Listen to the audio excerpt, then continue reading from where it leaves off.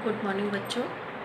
हम आपको जो है संख्या पढ़ा रहे थे और संख्या में अब प्राकृतिक संख्या बताई मैंने, पूर्ण संख्या बताई और पूर्णांक संख्या बताई। अब बच्चों पूर्णांक संख्या के कुछ गुणधर्म होते हैं। किसी भी चीज़ को करने के लिए किसी का भी गुण होता है। जोड़ जैसे गणित की भाषा में जो भी गुणधर्म होगा वो या तो जोड़ने पे, घटाने पे, गुणा करने पे, भाग करने, किसी भी संख्या को कुछ भी करने के लिए जोड़ना, घटाना, गुणा या भाग, इन्हीं 4 चिन्हों के अंतर्गत सारी संख्याओं का समाकलन होता है। आज हम आपको जो है पूर्णांक संख्याओं के जोड़ने का क्या नियम है और घटाने के क्या गुणधर्म है ये हम बताएंगे और उसको क्या कहते हैं। तो पूर्णांक संख्याओं पे हम पहला गुणधर्म आपको बता रहे हैं, समवृत्त का गुणधर्म। किसका गुणधर्म बता रहे हैं? समवृत्त। समवृत्त का गुणधर्म का क्या है? यानी कोई दो पूर्णांक संख्या ले लीजिए। पूर्णांक संख्या किसे कहते हैं आपको पता है कि पूर्णांक संख्या कौन सी होती है? जो जीरो के बाईं ओर भी चले तो बाईं ओर चलेगी तो किस पे चलेगी? माइनस की ओर चलेगी और अनंत तक जाएगी। और जीरो की यदि दाईं ओर चलती है तो वो किस पर जाती है? प्लस की ओर जाती है और अनंत तक बढ़ती जाती है। यानी जीरो के बाईं ओर और जीरो के दाईं ओर, दोनों ओर जो संख्याएं चलती हैं कौन संख्या कहलाती है? पूर्णांक संख्या। अब इनमें से आप कोई दो संख्या ले लीजिए। मान लीजिए कि जोड़ के लिए, किसके लिए? योग मतलब जोड़ के लिए कोई दो संख्या ले लीजिए। इसमें से एक माइनस की ले लेते हैं, एक प्लस की ले लेते हैं। ये है मान लीजिए -1 और दूसरी कौन सी संख्या ले लें हम? प्लस की, यानी +2।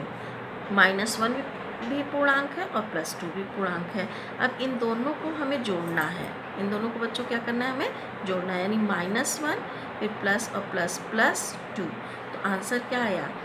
2 बड़ा है और ए छोटा है, तो 2 में से ए, और ये -a+ है, इसलिए ये जोड़ की प्रक्रिया तो हम कर रहे हैं लेकिन चिन्ह इनके क्या कर रहे हैं? हमें क्या करना है? घटाना है। तो 2 में से 1 किया तो कितना आया? +1। तो +1 भी देखिए इसमें ये कौन सी संख्या है? पूर्णांक संख्या है। कौन सी संख्या है बच्चों? ये पूर्णांक की संख्या है। तो जब दो पूर्णांक संख्याओं को हम जोड़ते हैं तो भी कौन सी संख्या आती है? इसका आंसर भी कौन सी संख्या आती है? पूर्णांक संख्या आती है। यानी कि पूर्णांक संख्या के इस नियम को कहते हैं समवृत्त का नियम।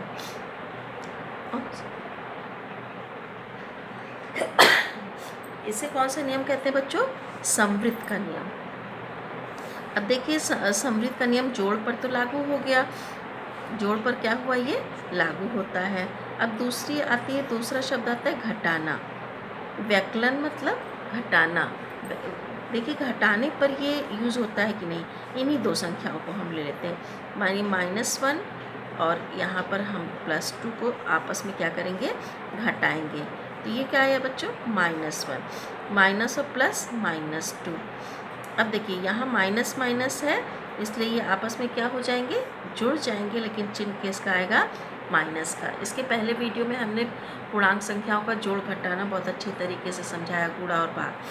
अब देखिए ये भी पूर्णांक, ये भी पूर्णांक और ये भी क्या है? पूर्णांक संख्या है। तो यानी कि घटाने पर भी समवृत्त का नियम इस पर लागू होता है। समवृत्त का नियम कब लागू होता है? जब दो पूर्णांक संख्याओं को जोड़ने या घटाने पर आंसर भी पूर्णांक संख्या आती है तो उसे कौन सा नियम कहते हैं हम? समवृत्त का नियम कहते हैं। अब हम दूसरा गुणधर्म लेते हैं। दूसरा है हमारा क्रम विनिमयता का नियम। बच्चों कौन सा नियम है ये? क्रम विनिमयता का नियम। अब देखते हैं क्रम विनिमयता के नियम पर जोड़ और घटाने पर लागू होता है या नहीं लागू होता है। तो इसके लिए भी हम पूर्णांक संख्या में से किसी दो संख्या का चयन कर लीजिए आप। देखिए जोड़ने और घटाने पर क्रम विनिमयता का नियम में जोड़ने और घटाने पे क्या ये नियम लागू होता है या नहीं होता है? क्रम विनिमयता का नियम देखिए, यहाँ पर आपने दो संख्या ली थी -1 और क्या थी? +2। दो संख्या ली थी। इनको पहले किस पे प्रयोग करेंगे हम? योग पर। किस पे प्रयोग करेंगे? योग पर। क्रम विनिमयता का नियम ये है कि पीछे की संख्या को आगे और आगे की संख्या को पीछे। अब देखिए दोनों को, यहाँ पर -1 की जगह क्या लिख दें? यहाँ पर +2 और +2 की जगह क्या लिख दें? माइनस। मतलब इनका क्रम हमने बदल दिया, आगे का पीछे कर दिया, पीछे का आगे। अब देखो दोनों का आंसर सेम आता है। यदि दोनों का आंसर सेम आता है तो समझो इसमें क्रम विनिमयता का नियम लागू होता है। यदि आंसर दोनों का सेम नहीं आता है तो क्रम विनिमयता का नियम नहीं लागू होता है। देखिए -1 प्लस क्या आया? +2, और इधर क्या है? +2 प्लस माइनस -1। अब देखिए +2 में से -1 ही घट जाएगा, आंसर कितना आ जाएगा? +1। इसमें भी आंसर क्या आया? +1। दोनों यानी क्रम को बदलने पर भी आंसर सेम आ रहा है, यानी इसमें जो है क्रम विनिमयता का नियम लागू होता है।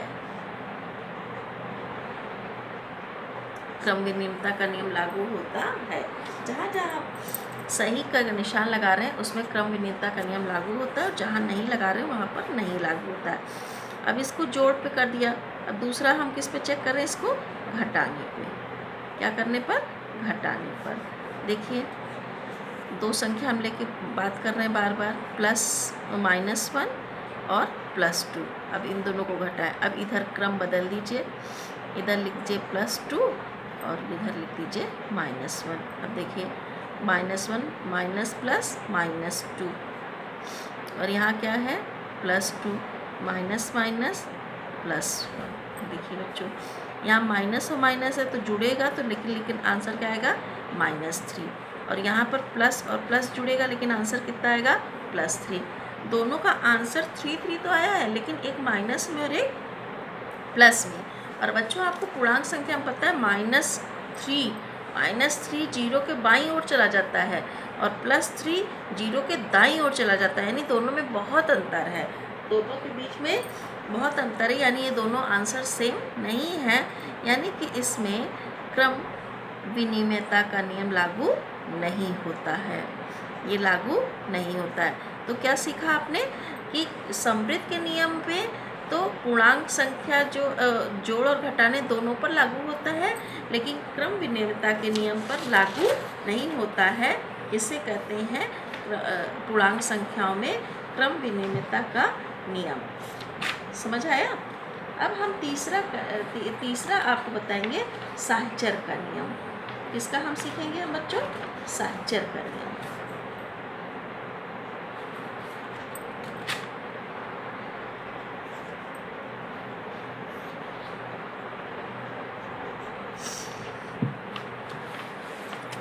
साहचर्य किसका सीख रहे हैं हम? साहचर्य का नियम। साहचर्य का नियम क्या होता है बच्चों? इसमें कोई 3 संख्या लेते हैं। कोई कितनी संख्या लेते हैं? 3 संख्या। कोई 3 संख्या है, 2 संख्या ब्रैकेट में, इसमें तो हमने क्रम बदला था। इसमें हम क्या करते हैं? कोई 3 संख्या ले लेते हैं। मान लीजिए कोई -1 ले लिया, 0 ले लिया, +1। ये तीनों पूर्णांक। संख्या कौन सी ले रहे हैं? पूर्णांक।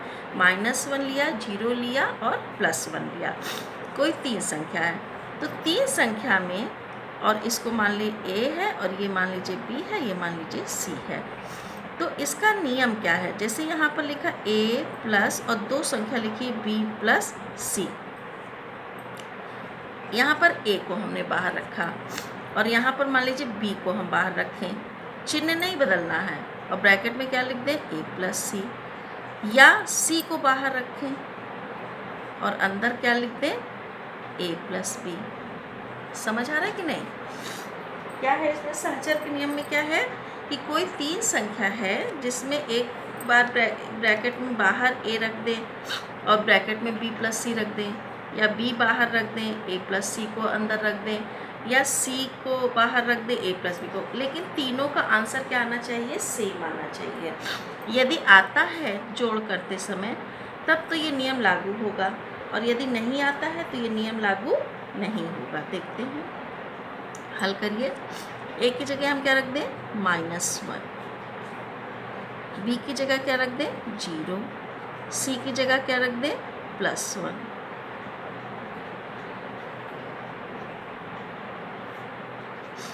अब यहाँ उल्टा 0 बाहर कर दें और ये क्या है -1 और ये क्या है +1।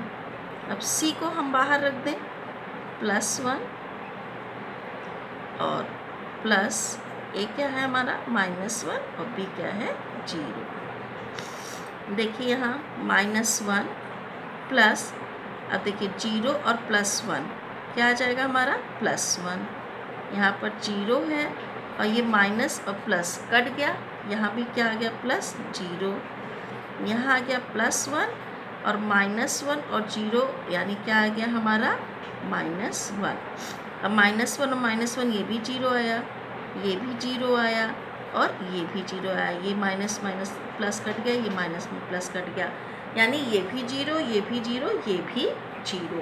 यानी कि कोई 3 संख्या में एक संख्या बाहर है, 2 संख्या ब्रैकेट, या उसमें से कोई भी संख्या बाहर हो, कोई भी संख्या अंदर हो, इस पर कोई भी फर्क हमारा नहीं पड़ता है। तो इस पे यानी कि योग पर भी साहचर्य का नियम लागू होता है। जोड़ के लिए तो लागू होता है बच्चों। अब देखिए घटाने पे लागू होता है या नहीं होता है। घटाने पर देखते हैं करके, घटाने पर लागू होता है कि नहीं होता है।